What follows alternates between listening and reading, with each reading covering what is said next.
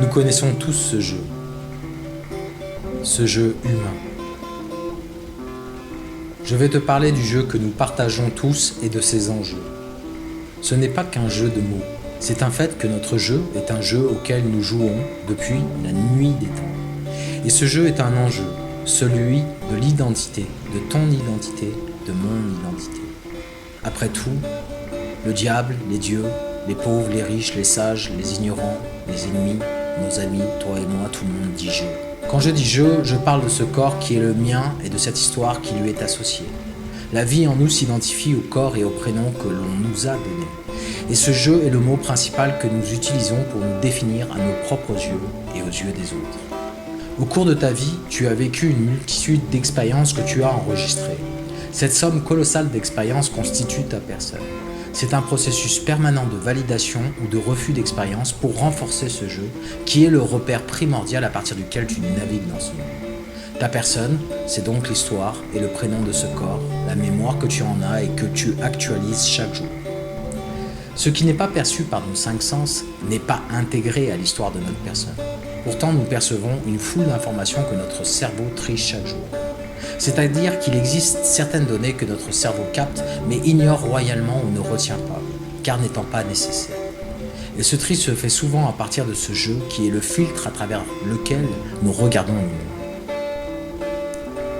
La perception semble alors logiquement être la même chose que ce jeu, si proche l'une de l'autre qu'il semblerait presque que ce jeu est ce que nous sommes ultimement. Mais si je regarde de plus près, en fermant les yeux, lorsque je suis calme, lorsque je veux comprendre ce que ce jeu représente exactement, je peux observer ceci. Ce jeu et son activité, son histoire, ses problèmes, ses espoirs sont perçus dans cet espace conscient, disponible en chacun de nous. Si tu fermes les yeux et penses « je » sans le dire, tu vas le voir apparaître en toutes lettres dans ta tête, peut-être entendre le son de ce mot ou voir une image de ton visage, et peut-être tout cela en même temps. Par conséquent, le jeu n'est pas la source de ta perception même.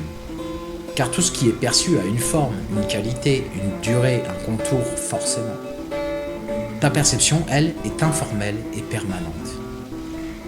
Sinon, comment pourrait-elle être le réceptacle d'une quelconque information ? Tout comme un écran de cinéma qui est blanc par sa fonction même qui est d'accueillir des images à sa surface.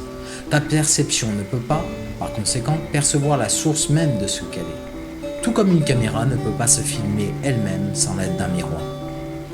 Nous projetons, consciemment ou inconsciemment, une image de nous-mêmes. Dans cette image volatile, en perpétuel chantier, sujette aux événements intérieurs et aux aléas du monde extérieur, nous oublions que la personne est une projection.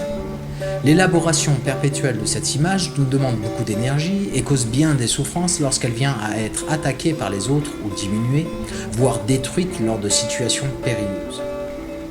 Cette reconstruction permanente est nécessaire, certes, pour vivre en société, avec un repère de soi-même. Mais lorsque nous vivons sur le mode de la personne, y compris quand nous sommes seuls et que la situation ne le réclame pas forcément, nous souffrons de problèmes personnels. Ce processus permanent d'identification, de compréhension et d'analyse, voilà ce dont nous aimerions prendre congé de temps à autre, ce que nous appelons le lâcher-prise. D'où l'intérêt de redécouvrir l'impersonne que nous sommes. Cette source de perception inclusive, permanente, stable et en paix, c'est ton impersonne, c'est cette vie impersonnelle en toi. Ta personne a sa place, mais elle n'est qu'une partie de ton être. Tout comme les feuilles d'un arbre sont le prolongement ultime de ses racines. Revenir à soi, c'est cela, revenir aux racines de l'être. C'est à sa source même que tu peux puiser chaque jour. Et pour cela, il te suffit juste de fermer les yeux, de laisser tes pensées, tes sensations, tes émotions jaillir sans t'y accrocher, prendre le temps de vivre, sans cet enjeu. Lorsque tu regardes depuis cette impersonnalité naturelle, le calme revient, ton attention se pose, ta personne se repose, ton mental se ressource. Par la suite, grâce à cette reconnexion avec ta véritable nature, tu pourras d'autant mieux clarifier ce besoin d'identité de ta personne et l'honorer en temps voulu. Là réside notre vrai pouvoir, notre liberté authentique, notre nature symbiotique. Là réside aussi notre drame, si nous sommes tant accrochés à ce besoin de nous définir, de clamer haut et fort notre identité à travers notre histoire, nos croyances ou notre science, c'est parce qu'intérieurement nous négligeons nos profondeurs, cette vie impersonnelle et naturelle en nous. Tu es ta propre réponse, celle que tu as cherchée toute ta vie. Tu es la vie impersonnelle, celle qui revêt le costume de ta personne. Redécouvrir cette nature, c'est revenir au stade de l'enfant avec l'expérience d'un adulte. Enlever ce costume, c'est observer ta propre histoire avec un léger recul. C'est ce qu'on appelle prendre conscience du jeu de notre jeu. En prenant conscience de ce jeu, alors tous nos enjeux sont clairs et l'on cesse de se mentir sur notre personne qui n'est que l'extension de notre impersonne. Et les deux peuvent cohabiter en harmonie, car désormais tu sais qui tu es. Tu es cette vie impersonnelle et vaste dans laquelle ta personne navigue.